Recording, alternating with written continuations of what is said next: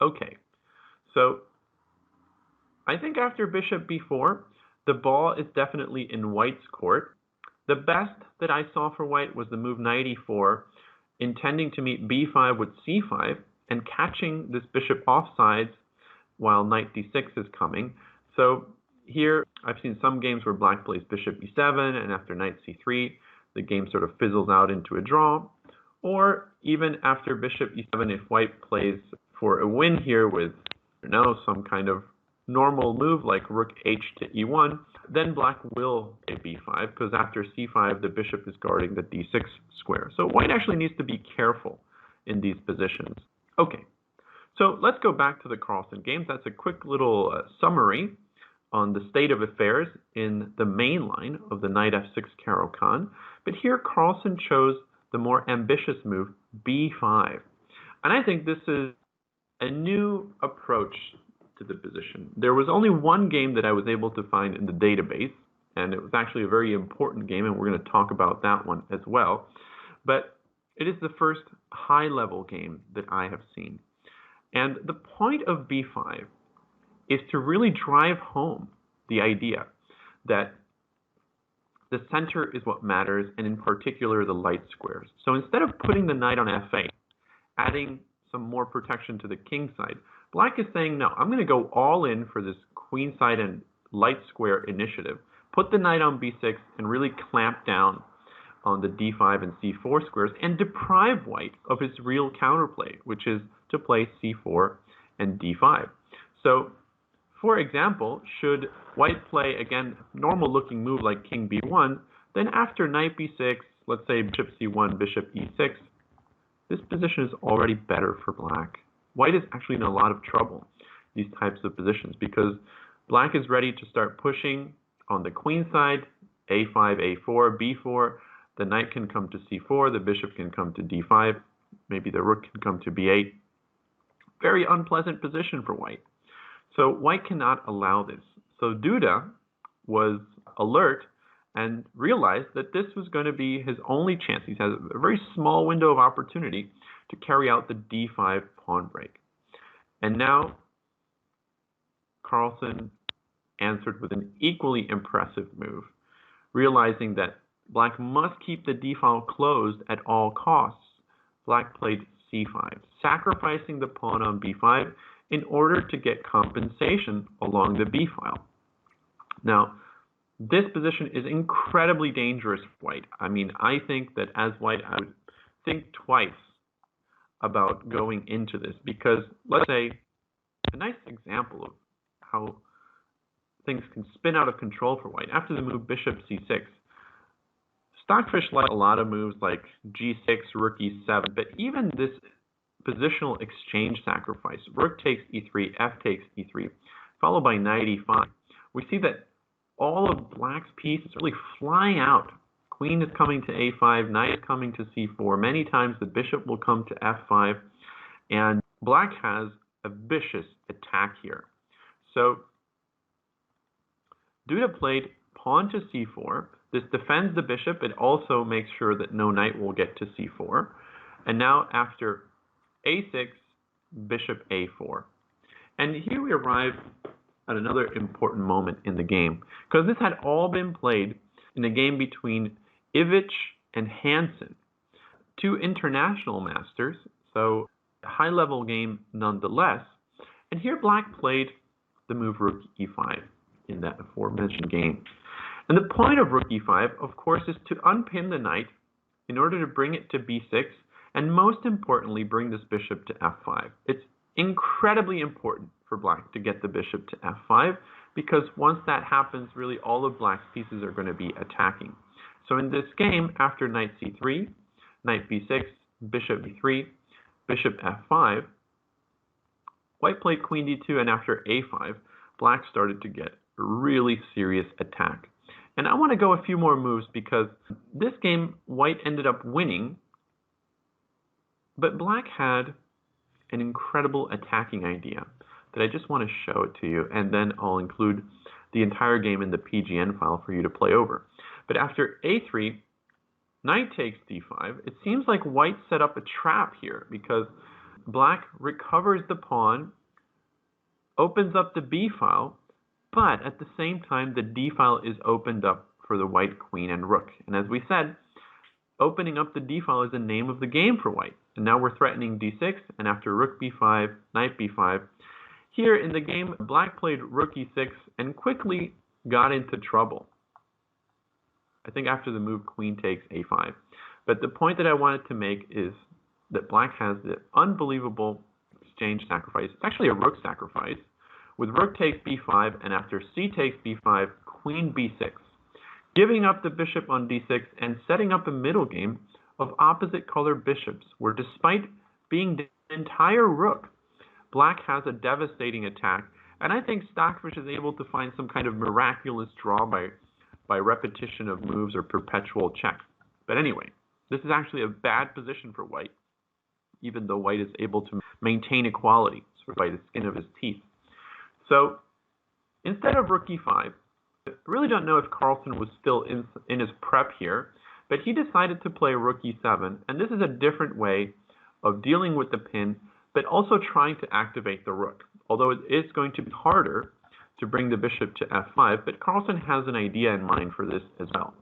So now after rook e7, white played knight g3, and after knight e5, so the knight, instead of going to b6, blocking the b file, is going to go to e5, and the rook is going to come to b7. So a different arrangement of pieces that Carlsen is going for. Knight e4, and now after rook eb7, b3, rook b4, bishop d2. Here we see that, again, Black has a wide array of positional exchange sacrifices. We already saw one on e3, and now we're going to see another one on a4. So after rook takes a4, b takes a4, the bishop gets to f5.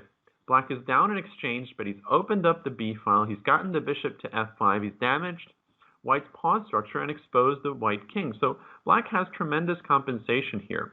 And now after the move rook d e1, Carlsen made a serious mistake here. He played the move pawn to h4.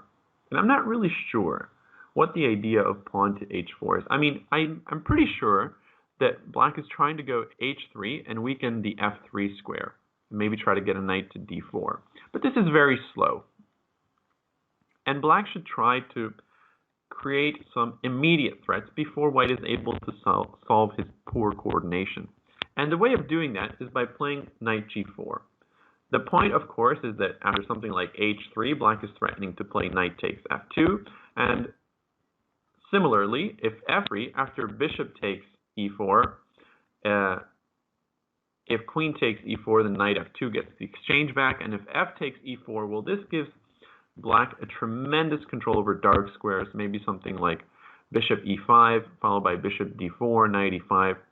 Black is certainly not worse here. I would say Black is much better. So knight g4 really puts a lot of pressure on the position, and white has to play with some extreme caution here. So Stockfish is already looking for ways of giving back the exchange just to maintain equality. So Carlsen's setup and exchange sacrifice is actually very interesting. And this position is by no means worse for Black. In fact, white is fighting for equality.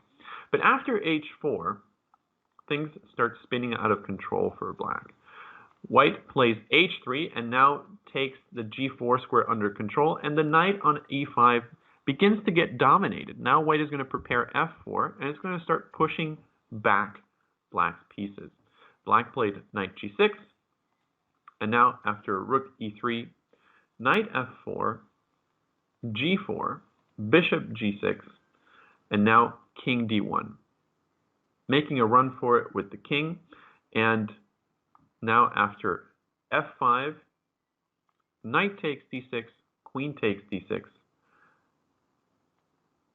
g takes f5, bishop h5. This position is absolutely busted for Black ever since Black played h4, but Carlsen is going to find some serious practical chances to muddy the waters here. After queen f6,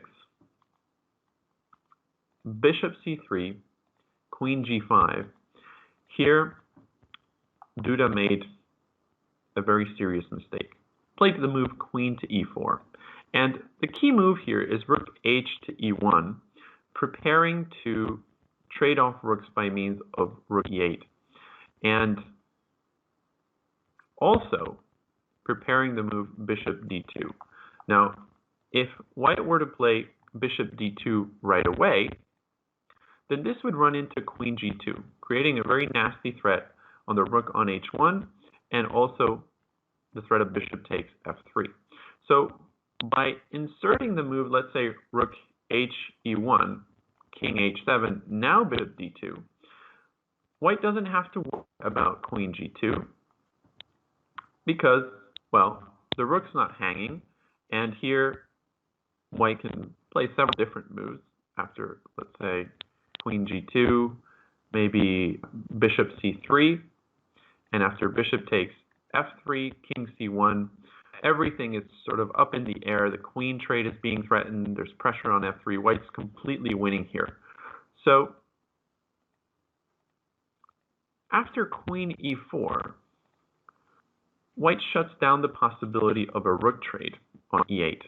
And black played queen g2 anyway, which turned out to be sort of counter mistake. Again, it's very important to be mindful of the back rank and get this king out of it, maybe with king to h7. f6 is never something black should be worried about because that's just going to allow the bishop back into the game. But we're going to see that Carlsen neglected the importance of the back rank as well, and it cost him quite dearly. After queen g2, rook h e1, queen takes a2, Duda realizes that his queen is completely in the way on e4, so now he retreats back to c2, and after queen takes c4, rook e8 check. I think here Carlsen realized the gravity of his mistake, because after rook takes e8, king h7, now white has a very nice win, and that is the move rook h8. And after king takes, bishop takes g7, king takes g7, queen takes c4. Black only has two minor pieces for the queen, but white has one pass pawn and is soon to gain another outside passer, and the game is absolutely over. So after the move rook e8, Carlsen found himself in the sad necessity of playing king h7 right away in order to be able to meet rook h8 with rook takes h8.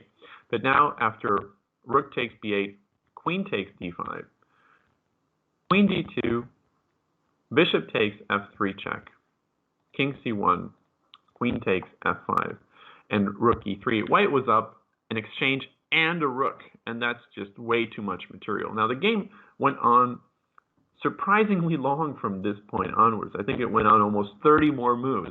Maybe Carlsen continued out of frustration, but this is just a hopeless position for black and beyond salvation. And sure enough, Carlsen never had a chance here. So anyway, I think this game is going to shine a light on a very interesting, underrated variation of the Caro-Kann. I'm sure that this line is going to start gaining traction and gaining a lot of popularity after Carlsen's game gets annotated in pretty much every opening periodical out there. So this is the line to keep an eye on. And in any case, white is still relying a lot on the advanced variation, but I think the advanced is slowly starting to fade out, and attention is being brought back to knight c3. So anyway, this was my first update on this Altibox tournament, and in my next video, I'm going to talk about another interesting Carlsen game that was played here. So until next time, thanks for listening. This has been Grandmaster Robert Hungaski for ChessLecture.com.